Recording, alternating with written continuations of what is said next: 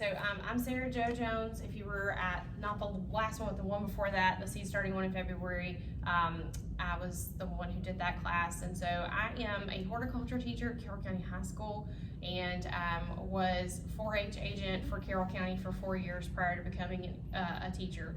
So I've been teaching, this is my 8th year. And I really have gotten into the adult education side of things the last 2 to 3 years. And I think that it's a fun way to help bridge gaps as needed, but then also learn from you all, because even though I have the scientific knowledge and some of the hands-on experience, everybody's got something to bring to the table. So today we're going to talk about integrated pest management. And so before I get into it, I just want to see what are some of the things you're most concerned about with your situation. What kind of pests are you dealing with that you're looking for some help with? Slugs. Okay, all right. Anything else? Well, I don't know, excuse me, I don't know what is killing my cucumbers, but I cannot, I mean, they'll grow for a while and then Something gets them. Yeah. Okay. What about you? Japanese beetles. They killed plants last year. They say they don't, but they do. Yeah, they absolutely can. Well, and you know, a lot of times the bugs that we deal with, they don't necessarily kill the plant outright. What they do is they limit the plant's ability to do photosynthesis. And if we can't do photosynthesis, then they'll die. So, you know, it is because of them that it does happen, and a lot of times people don't realize that they can be very destructive. Yeah, absolutely. So when you think about integrated pest management, what exactly do we mean by integrated? Have you ever heard the story of there wasn't a woman who swallowed a fly, and then she swallowed a frog to eat the fly, and that kind of thing? So integrated pest management looks at what are the natural predators and natural deterrents that we can utilize so that we're not having to use chemicals. I am not against using chemicals. I try every other means first, just because I feel like that's best practice and environmentally friendly, and it's cheaper. But sometimes neem oil is just not enough. So we're going to talk a little bit about different types of pests that are native to this area. We're going to talk about beneficial insects and beneficial things that can help to balance out the not so good. And then we're going to talk about ways to prevent, treat, and mitigate any kind of issues you might be having from critter, insect, bacterial, fungal, and some of those things in there. And if you have a question and I can't answer it, I'm going to absolutely refer you to the Virginia Cooperative Extension Pest Management Guide. And I think you may have got a copy of that. I know y'all got something there. Okay, maybe not. Well, I can send that to Tatiana to print out. But if you go to Virginia Cooperative Extension's website and search for their pest management guide, they have a wonderful free publication on their website that talks about all different kinds of pests in this area and gives you some ideas for troubleshooting. Because that's the thing I think is most difficult is, you know, it's something, but you don't know what the something is. And so trying to figure out exactly what is causing the problem is crucial. One of the things that I think is really important to pest management is to set a good foundation. Hello, welcome. So there's lots of things you can do in preparation to avoid some of these issues. So you want to make sure that you have done a soil test. Okay, I believe Steve Podorf did the last class and talked about soils. I hope you guys were able to come to that. And I'm sure he talked to you a little bit about pH and how important pH is to the health of your soil. Because no matter how many nutrients and things you have in the soil, if your pH balance is off, then the plants can't access the nutrients. So having that soil test is crucial. If your soil is going to be off neutral in any way, you'd like for it to be slightly acidic, because some of the insects and things that really like to munch on our veggies don't care for that slightly acidic soil.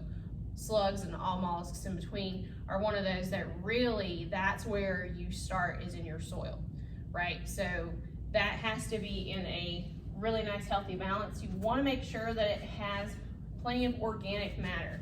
All right, that's going to increase biological activity. That is the good stuff. It's also going to help make the soil richer and healthier for your plants. And when we have sick plants, that's when we attract insects. So when they're healthier, we also attract insects, but we can also attract the good ones with healthy plants. With bad ones, the good ones don't stay around as good. Okay? We also talked a little bit with the seed exchange program about buying native plants. Native plants help cut down on bringing in pests that we don't want. It doesn't completely eliminate it, but it does help. Using disease-free seed. So if you save your seed from the previous year and you had any issues with the seed from the previous year, you don't want to save it. You're gonna want to discard that and start fresh.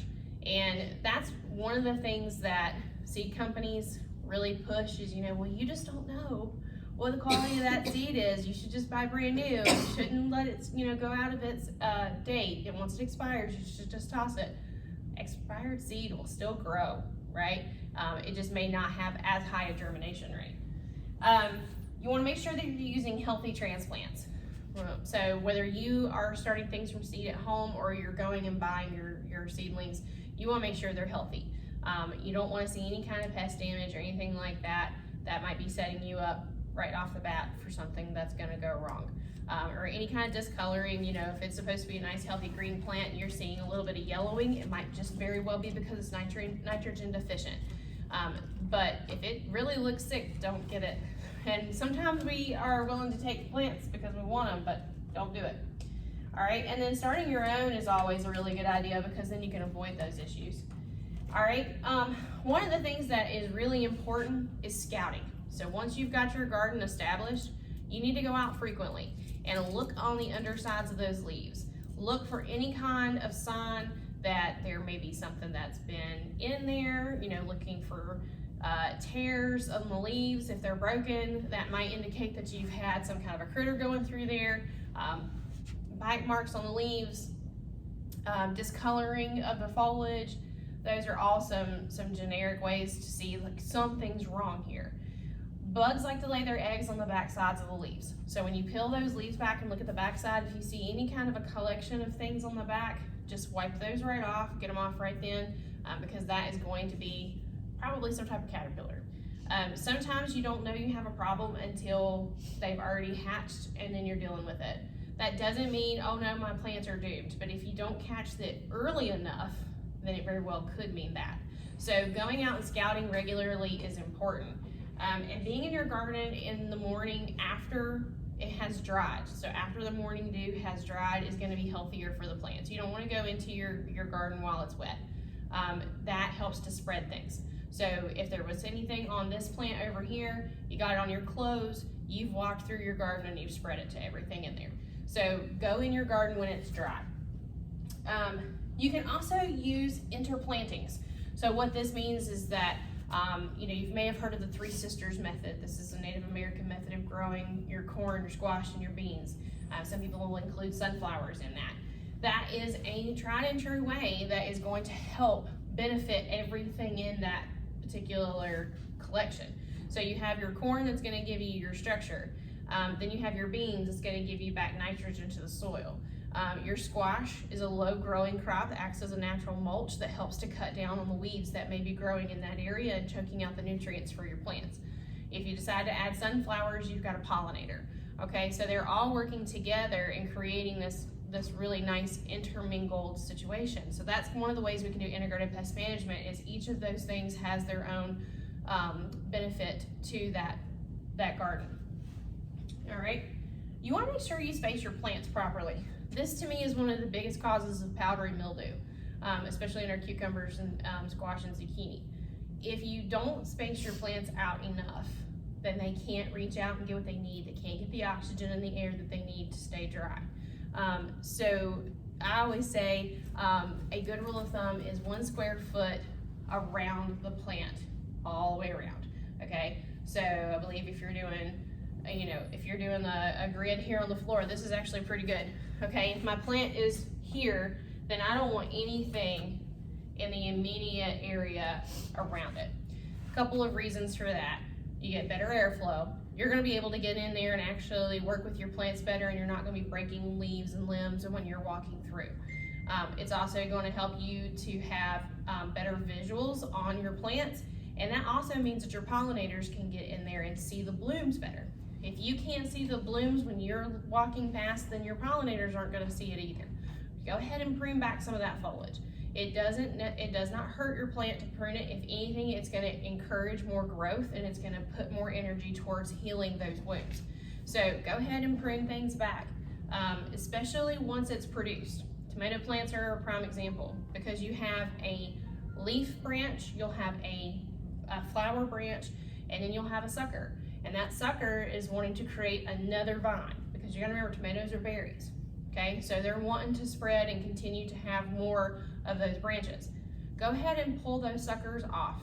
And after the flower branch has fruited, eliminate it. It's not gonna fruit again. And that is just taking that out of the way. You're getting rid of the extra foliage you don't need. You're putting more energy into new production, and you're leaving less in the garden for something to feed on. Right? So pruning and cutting back your plants regularly throughout the growing season is going to extend your harvest, and it's going to make your plants a lot healthier. And I've got a presentation that I'm going to, I'll ask you guys if you want my email, or I'll get you to give me your email addresses and I'll send this to you. And it's got some links in here to some great interplantings and some videos on how to prune your plants and vegetables. All right, so controlling your weeds. That's really important, whether you're laying down some type of plastic mulch or you're going through and pulling them yourself. You wanna make sure that you're keeping that ground free of anything that you don't want. Because that's really all a weed is something that's an unwanted plant. So for me, I love blue thistle, but if you don't love blue thistle, then it's a weed to you, all right? Rotate your garden plot as much as you can. You know, some of us are really limited on where we can put things, but you know, use raised beds when you can. Try to put things in different areas within your garden. Sometimes we can have pests that will lay dormant from one season to the next. Once the food source is there, they're going to become active again. If there's no food source, they'll move on to something else. So sometimes you have to rotate what you plant and where you plant. All right. You also want to use mulch to reduce soil splash. Now, this doesn't necessarily mean bark mulch. This can be plastic mulch too. And what it does is it creates a barrier so that when it rains or when you water, there's not soil splashing back up onto your plants. This is something that can bring in bacterial viral issues. So we want to keep that splash back to a minimum. It also helps with erosion problems. Okay, so putting some black plastic mulch down over top of the soil and planting, you know, cut yourself a little X and plant right into that mulch. That helps with weeds, that helps with splashback. Also, it brings in extra heat because that black plastic is absorbing the heat, and that makes everybody happy. All right, we talked about injuring your plants. You want to avoid that as much as you can, so that's another reason why you want a lot of space.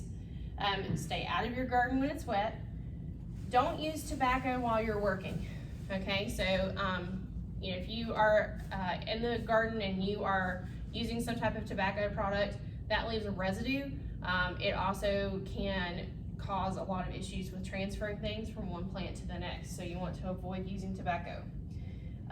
You want to, if you find any kind of infected leaves or anything that looks like there might be something going on, remove it.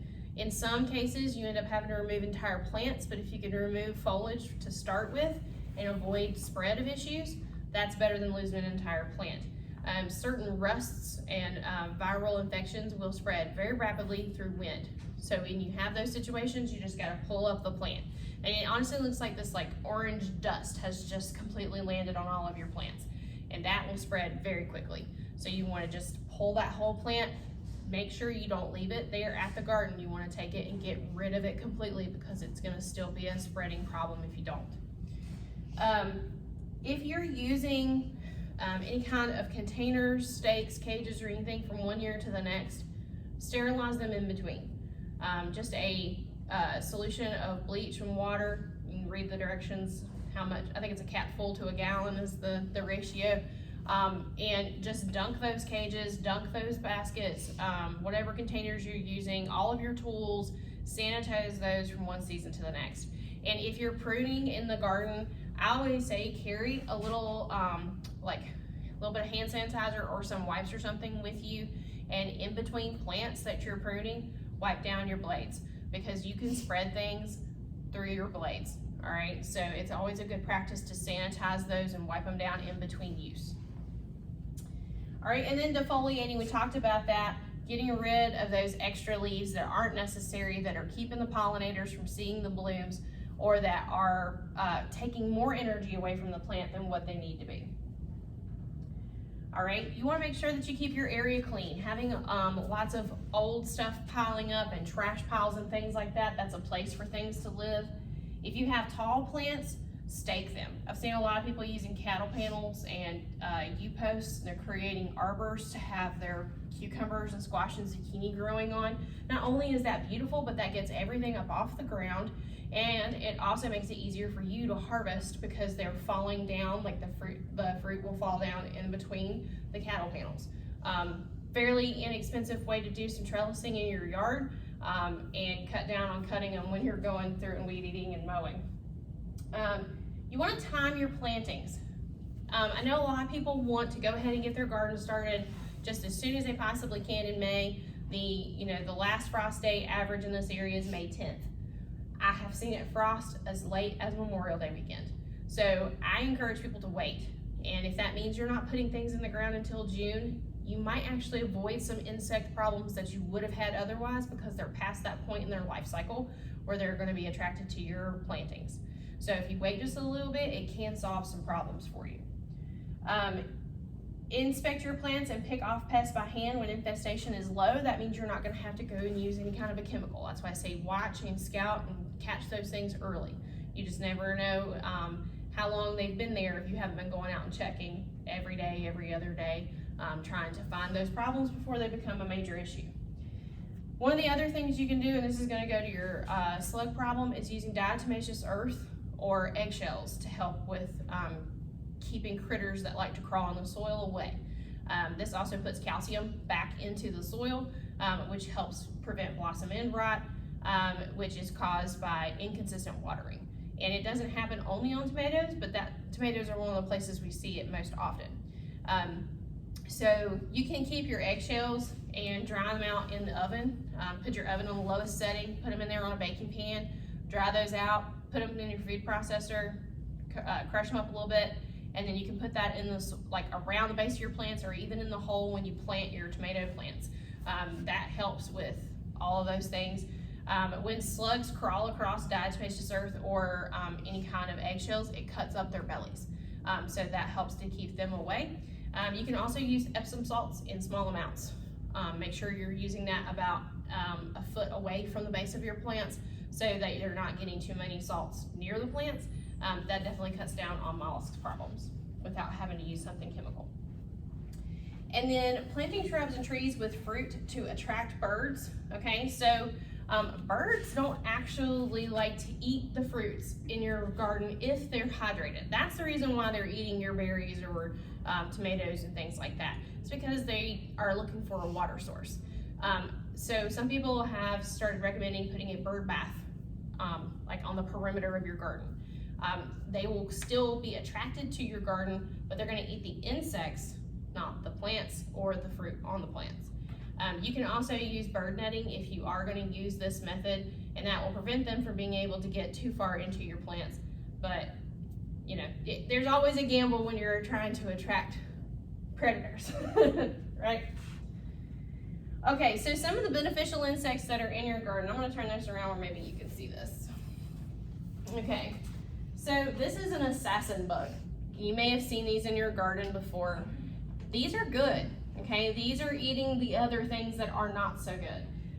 So they like to eat aphids, caterpillars, Colorado tuna beetles, Japanese beetles, leafhoppers, and Mexican bean beetles. So when you use insecticides, unfortunately, you end up killing the good as well as the bad. So that's why, you got to look and see what's there. You can buy some insecticides that are targeted, but a lot of them are kill-alls. So this is a good one. If you're seeing this, don't get too worried. All right. The damsel bug. Damsel bugs look very similar to a stink bug, but they're a little bit skinnier, and they are also natural predators. They like to feed on aphids, leafhoppers, mites, and caterpillars. So don't get too alarmed when you see these guys. Usually the big bugs, minus maybe the beetles, are not there for your plants. They're there for the other bugs that may be there for your plants. Okay. The big-eyed bug. This feeds on aphids, caterpillar eggs, and larvae, immature bugs, leafhoppers, and spider mites. So these guys are actually helping to eliminate the problems before they hatch and become a major issue for you. All right, the stink bug. Okay, so believe it or not, stink bugs are a nuisance to us in our house, but in our garden, they're not a bad thing. All right, they're helping to eliminate the Colorado potato beetle and various caterpillar larvae. All right. The cerid fly larvae, they feed on aphids and mealybugs. These things are kind of slimy and gross looking, and so when you see them, you might panic, but this isn't one I come across too often. Okay, lady beetle. They're not a bad thing to our plants. They will bite humans, and they're not super great smelling sometimes, but they feed on aphids and other soft-bodied insects such as mealybugs and spider mites. Spider mites are a major problem when your humidity is off. You might see spider mites more on your indoor plants because the humidity in your house isn't high enough. So you can spritz that plant regularly, and that will help with humidity problems there. But if you got a ladybug on there, don't panic. All right, the green lacewing larvae, also known as aphid lions.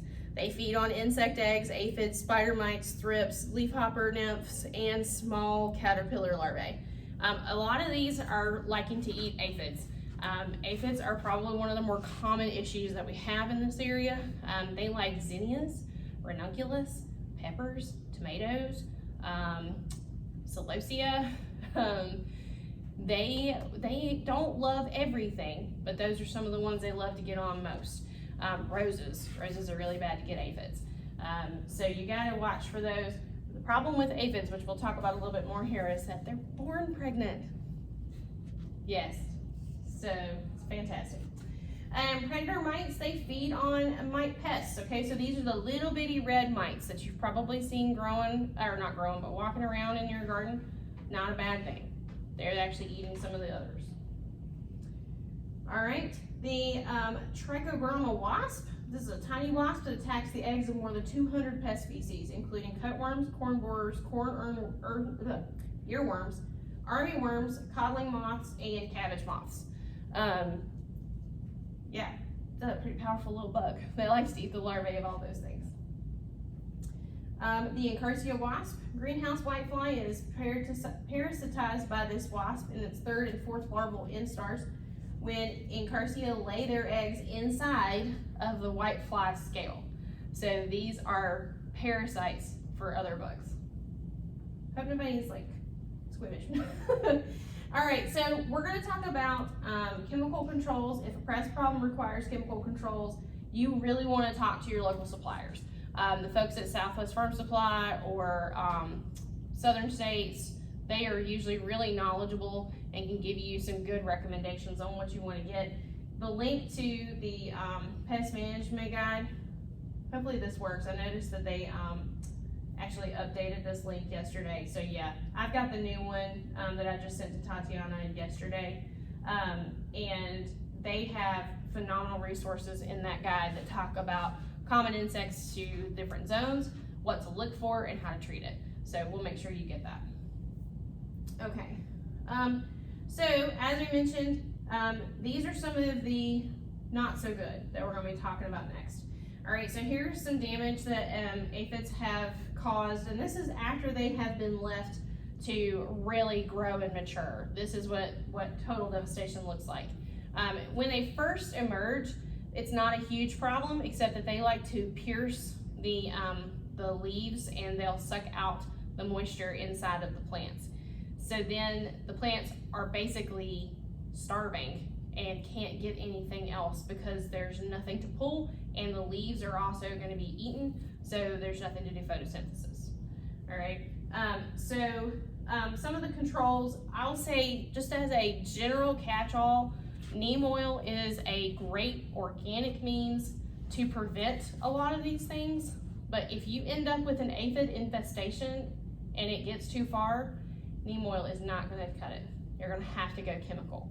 And some of the controls that we have found that work really best on aphids, a lot of these I really can't say, but one of the most catch-all chemical controls is pyrethrin-based chemicals.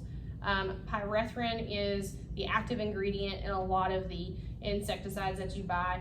I go to Southern States in Hillsville and I just buy straight pyrethrin whenever I run into issues, because you can mix that with water and it will kill all of the bad things. Unfortunately, it doesn't get some of the good. So you don't want to be spraying that in your garden. If your neighbor right next door has issues with pesticides, you want to make sure you discuss those things, because that can be a major problem for you. Okay, beetles. So that was one of the issues that you've been dealing with. All right. So bugs will defoliate the plants while the larvae feed on the lawn and garden plant roots. So you're getting it from both ends. You're getting the leaves and the roots. So one of the ways that you can, there's several methods. So shaking the beetles from your plants early in the morning works, but by gosh, who has time to go out there every morning and shake their plants? It's just not necessarily a sustainable method. Baited traps can work, but you want to put those about 30 feet away from whatever it is that they are preferring to munch on. That way they get to that first, hopefully. So 30 feet away is best for that.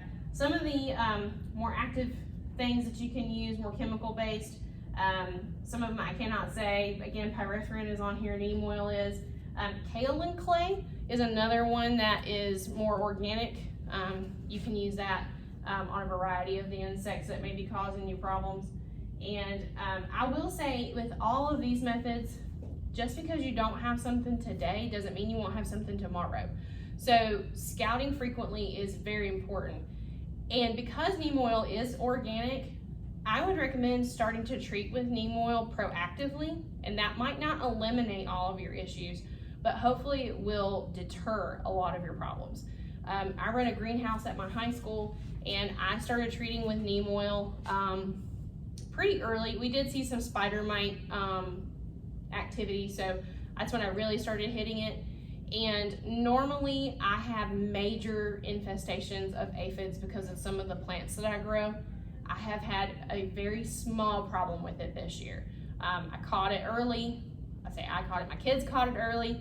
And so I started throwing pyrethrin on them too, just to be on the absolute safe side, but I have not lost any plants because of it. And I have had plant damage in the past. So I like using neem oil as a preventative method to start off with, especially if I'm fertilizing anyway. Just throw some neem oil in there too. The only thing that it does is if you ingest it, it might make your stomach upset, but it's got a 24-hour wait period on it. So if you treat your fruit with neem oil, 24-hour withdrawal period later, you can still harvest it and eat it. Whereas with pyrethrin and seven dust and some of the other more strong ones, you might have a week before you can actually harvest anything and be safe to eat. All right. Caterpillars. These are most devastating on our cole crops, right? So cabbage, broccoli, cauliflower, kale, they really, really like them. So if you see these beautiful white butterflies in your garden, they're not beautiful, they're the devil. They lay caterpillar eggs, okay? So one of the things I recommend, and I know works really well, is if you can actually cover those crops with like a translucent covering. So like some organza cloth or tulle or something like that. You can create some hoops with some wire and then just put that cloth over your baby cole crop. And that helps keep those white butterflies out of there. They can still be pollinated, they still get sunlight and all of those things, but keeps those white butterflies out. I've seen people use this method, have beautiful heads of broccoli come from it, because once you get caterpillars, overnight they can completely wipe out your crops. So you want to try to prevent that. Okay, the Colorado potato beetle, something we see a lot of. So they're orange and black with white stripes, and they will get on potatoes and tomatoes, pretty much anything in the nightshade family. They're gonna latch onto that. Some of the controls, you can use deep straw mulch, handpick or attract native parasites, and then some of the more chemical controls, you've got neem oil, foil, M1, M-Track, and Novador. So your beetles don't always respond to pyrethrin, so you need to make sure that you're looking for something that's specific to your problem. Bacterial blight. So this is not an insect problem so much, but we end up with blight problems a lot. And a lot of times people will say, well, the blight got it. Well, there's lots of different kinds of blight. Unfortunately, with bacterial, viral, and fungal, sometimes once you have it, there's not a treatment. It's more preventative in nature. So a lot of those cultural practices that we talked about in the beginning about proper spacing and pruning, those kinds of things are gonna help with that. Crop rotation, spacing your rows, good seeds, not working in the garden when the plants are wet. Another thing that if you're gonna be a serious gardener, I encourage you to consider is drip irrigation. Instead of watering overhead and getting that foliage wet on a regular basis, we'd like to use drip tape that goes down the length of our garden, has holes punched in it, put a timer on the water so that it turns on at intervals that work best for you in your area. And then when that drip tape waters, you're not getting your foliage wet. It just waters right at the base of the plants. Then if you do end up with problems, sometimes you'll have to uproot the entire plant and get rid of it. So there's really not a whole lot once you have it that you can do. It's more preventative. Downy mildew is not exactly the same as powdery mildew. Powdery mildew has that white residue it looks like on your leaves. Downy mildew is going to be yellow. And this is more of a prevention and control than a cure. So using mildew resistant varieties, some of the ones that you see the downy mildew on the most are cucurbits and melons and things like that. So there are certain varieties like fanfare cucumbers or all-star melons that are more resistant. You want to plant disease-free seed and plants, space widely, keep your foliage as dry as possible, control your weeds and the foliage on your plants. Again, once you have downy mildew, not much you can do about it. You also really can't treat for powdery mildew so much as you just eliminate the affected foliage and then continue to monitor it. Blossom end rot. So blossom end rot is actually not a bacterial, fungal, or viral issue. It's a nutrient deficiency, but we lump it into the same category because it has similar effects. This is when we have a calcium deficiency and inconsistency in our watering. So usually in June we have a decent amount of water, then come July it's dry as can be. So that's where you're going to have to start supplementing and trying to keep up that same watering regimen that your tomatoes were receiving in June. When you start seeing this problem, you can treat with some calcium, but it's better to be preventative. So I actually know some people who've used like Mylanta tablets when they've planted their tomatoes, gone ahead and put that in the soil. They make some tomato specific fertilizers whenever you're putting your plants in the ground that you can put in there and continue to reapply. Your dried eggshells,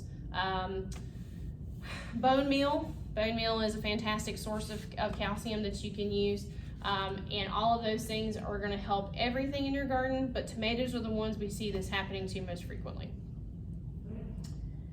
All right, early blight. All right, so this is a common fungal disease on tomatoes and potatoes, and it starts off as dark brown spots on the leaves, and then after you examine it for a while, you can see that it's actually brown rings that are on the leaves. Okay, so this to get rid of the volunteers that may have been infected. So sometimes we can have volunteers that came out from the previous year, and so if you had any kind of issue in the previous year, you want to get rid of those. You want to keep your foliage as dry as possible, stake your plants, space for ventilation, destroy infected leaves, uproot and destroy infected plants. All of those same cultural practices you've seen before. There's really not a way to treat it once you have it. So these are some more resources that I'll make sure that you guys can get. These are just more gardening guides talking about interplantings, how to scout, what to look for, what to do once you've found a problem, all those kinds of things. So before I move on too much from here and we talk about fencing, this is for your bigger critter problems. Does anybody have any questions or comments? How often do you need to check your soil with An actual soil test? Yeah. Usually, if you've not done one in a long time, go ahead and get it done. If you have any major amendments that need to be done, I would do it again the next year as well, just to see how your progress is. If you didn't have any major needs, I would still use something that's pretty high in nitrogen, because they're always going to recommend that you fertilize with nitrogen. And then I would say, maybe every other year. If you start running into a consistent problem, it might be your soil as well. So, I like to do it every year. I think that, $10 for peace of mind and not having a whole lot of my time and money wasted is money well spent for me. Good question. How do you water when you cover your garden in black plastic? You can still use the drip irrigation if that's something you're wanting to do. I haven't got that yet. Okay, well, if you're not using the drip irrigation, you can still do the regular watering that you might use with a water hose or a watering can, but you have to be more selective instead of using a sprinkler. You're gonna have to go in. Just go to each plant, You go water to at each the base. plant and water at the base. That's gonna make them a whole lot happier, and that's something I recommend regardless of whether you're doing drip irrigation or not. Overhead watering just gets your foliage wet. It doesn't necessarily, yeah, so. Okay, now we've done cans in the water or PVC pipes in the dirt for the water and that, is that? Yeah, that works too. I do? Mhm. Oh, okay. That's gonna help get that water directly to the roots. Very good. Other questions? Last year, had like a grub that killed our squash, Mhm. like from inside the vine. What is that? Stop that. There's a squash borer, so they'll actually get inside of the vines and the roots and the stems, and they'll get in there and they'll just eat it. So that's another one of those that you gotta scout, try to find early if you can. Sometimes you can't find it because they'll be more like a parasite and be laid inside of the vine. So you might notice some piercing and some things on the vines. Now, are they in the ground or is that like a moth too or something? I couldn't answer that 100% to be honest with you. But grubs, caterpillars, mollusks, slugs, all those things do have some similar reactions to things, so that's why the diatomaceous earth can help with a lot of those. So I would say, if you're trying to avoid any kind of chemical, I would start with the diatomaceous earth, make sure you're doing the scouting, putting down those eggshells. It's only gonna benefit everything all the way around.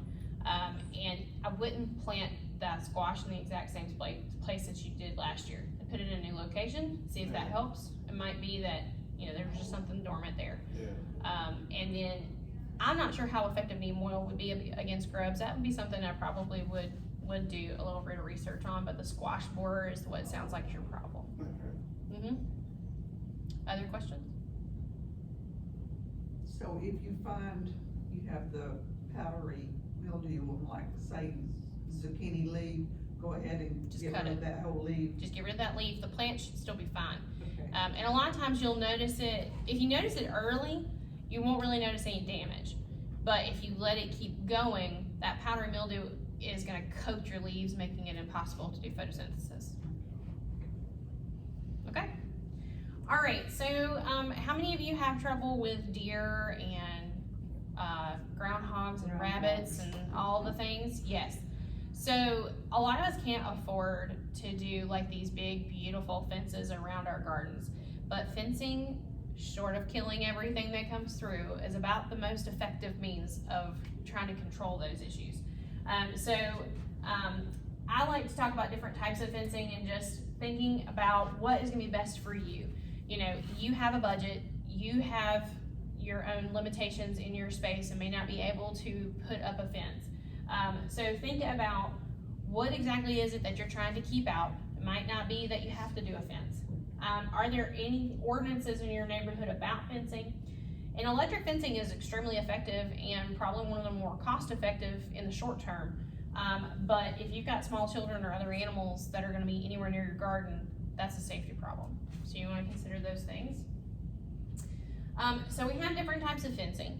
We've got permanent solid structures. We've got temporary fencing that's gonna be using mesh or wire. And some people have had some success using fishing line, especially if deer are your problem, because you can put the fishing line at different heights and pull it out away from the perimeter of your garden. When they run up to the fishing line, they can't see it, and if it bumps up against their chest, it scares them, right? So you may end up having to put that fishing line out a couple of times. It may pop and you're gonna have to restring it, but fairly inexpensive means it might work for you, something to try. The thing about fencing and about like big critters is they are very adaptive. So what might work this week, they'll figure out a way around next week. And so you may have to try multiple methods if you're not able to build a tall fence. You've got electric fencing, and a lot of these can actually be run off of a solar powered battery now, and make it way more cost effective to actually have something like this in your yard. You can also train deer and bear and things like that by putting some aluminum foil on the wire and putting bacon or peanut butter. They'll come over, they'll get a taste, realize it's not worth the effort, and hopefully move on. Welded wire is probably one of my preferred methods because that can also still be a temporary situation. You can put up some temporary posts that are more cost effective, put that welded wire on there, it's a lot tighter, it's gonna be a little bit stronger, but the issue you run in is if you do it too short, deer can jump over it. So you wanna make sure it's tall enough. Living fence is a fantastic idea where you put shrubbery and things like that in place. However, you can go over it, you can go under it, and it takes years to establish. So not a tried and true method, but an option. All right, so anytime you're deciding that you are gonna do any fencing, you wanna think through how you're gonna do it. So you wanna sit down and figure out how much do I need to go and buy. Because when you're figuring perimeter, you will be shocked at how much you need once it's all said and done. So you wanna figure out how much do you need, determine the type of fencing you wanna use based on your needs and budget, and then estimate the number of posts you're gonna need. Every 4 to 6 feet is preferred. 4 feet is best because the shorter that distance is between, less likely something's gonna be able to get under it and move it out. Once you have decided what you're gonna do, then you're gonna need to go purchase all of your supplies, or maybe even hire somebody who can do that for you. I know I get intimidated by building fence. And then you wanna make sure that you drive your posts deep enough that they're not gonna come out. This is a problem I see with a lot of people. And then also needing to secure your covering to the ground or even bury the edge of it, because groundhogs will dig under, rabbits will dig under. You wanna make sure that that is really tight and secure to the ground, or buried is even best. And then you wanna monitor the perimeter of your fence regularly. You will be surprised, something will be coming in and out and you're like, well, there's no hole in the fence, and then you go and look and it's really loose. So something's pushed under there anyway. So you wanna definitely make sure you're taking care of it and monitoring it regularly. So that is not a whole lot about fencing right there. A lot of that's more common sense anyway, but I always try to cover it. Anybody have any methods that you've used for getting critters out of your garden that have worked? Dogs. Yeah, I mean, if you have outside dogs, they do help, absolutely. Yeah. I've seen people use pie pans to scare away because the wind will move it and it'll flash and the sound and things like that. I mean, honestly, a good solid fence is about the best I can always recommend. Otherwise, you're fighting a losing battle, and it's just constant. You gotta be really dedicated to your garden.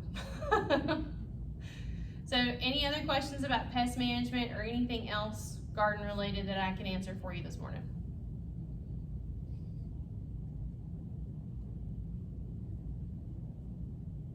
Are there questions you had before we started that you still don't feel like you got answered that I can help answer better? Well, the deer are the worst. Yes. 'Cause they eat the flowers from around my house. Is there anything they won't eat a flower? You wanna plant something around your house? In theory. You know, they say that deer are not a fan of marigolds, No, but I've seen them eat them. Garlic and onion tend to be somewhat of a deterrent for a point. But I will say anything that has spikes to it. So any kind of briar, anything like that, or really nasty, like coneflower, you know, it's got that really sharp center. They tend to be deterred by that to a degree. But again, animals are adaptive. So they might get burnt once. It doesn't mean that they're gonna get burnt again. So I don't have a good answer to that. And even sometimes in this area, the deer will just come right up to your porch and eat right off your porch. So even human activity and traffic's not best. So I don't have a great answer for that. That mylar ribbon that you put out for birds, to keep birds off, you put big strips on, like stakes, the deer will stay away from it. Okay. Cause they're in our yard all the time, cause we have oak trees. Mm-hmm. So they're up there eating Acorns all the time, same. all the time. Mm-hmm. But they stayed out of my garden because I put that around it. And that really helped. Yeah, but it had to be long Pretty strips. long strips. Did you Because just they tie it to flutter. us? Yeah, they flutter. So do you think it's the color or It's the the movement? movement and the mylar that shows the colors, you know what Yeah. I mean? The diamond-like pattern on it. Mm-hmm. They call it bird deterrent. I don't have trouble with birds, I have trouble with Right, but it worked for your deer problem. Uh-huh, That's cool. because it flutters. Yeah, I think that's why the pie pan concept Right. works. They make noise, that keeps Yeah. them away. And I have seen some people use CDs, like Yeah. the old CDs, because they have similar, effect. So. Where do you get that? I got it off Amazon. I knew that was coming. Everything comes from Amazon. Yeah. Some people say the orange marking tape you can buy, like at Lowe's, will work. It doesn't seem to deter them that much. Yeah. I put a salt block by the tree line and they're like really attracted to that, like might help. Yeah, and I have always said, sometimes you might have to put that sacrificial thing out there too. So, offer them something else instead of your yummy garden that they might prefer. That's why, like with the birds, it's not necessarily the fruit that they're going for, it's the moisture. So putting a bird bath on the perimeter of your garden might eliminate them from getting into what you don't want and help them to eat the things you do. If you've got chickens, I've seen a lot of people have some really good success with like hamster ball kind of deals, but made for chickens. That's like chicken wire ball, and they can run all over and they'll get the insects because they'll eat, cabbage and things like that, but that's not the preference. If there's yummy bugs to be had, they'd rather have that. Or just don't put them in the garden when you've got a lot of things in there you can harvest. And I've even seen like chicken runs where they make these like tunnels around the garden to help kind of get rid of any of those caterpillars and slugs and things before they become a problem. So letting them go through like every day or every other day, but not everybody has chickens. Other questions or comments? I was at Chick-fil-A and they just put a net across their flowers. That's why the bird netting does work to a degree. It doesn't get rid of little insects, but it does help. I think it's one of those things that once you decide you're gonna have a garden, you're also deciding that you're gonna be diligent and just fight the good fight. Okay, well if nobody else has any questions, I'll be happy to email this to you if you would like, and you can just come over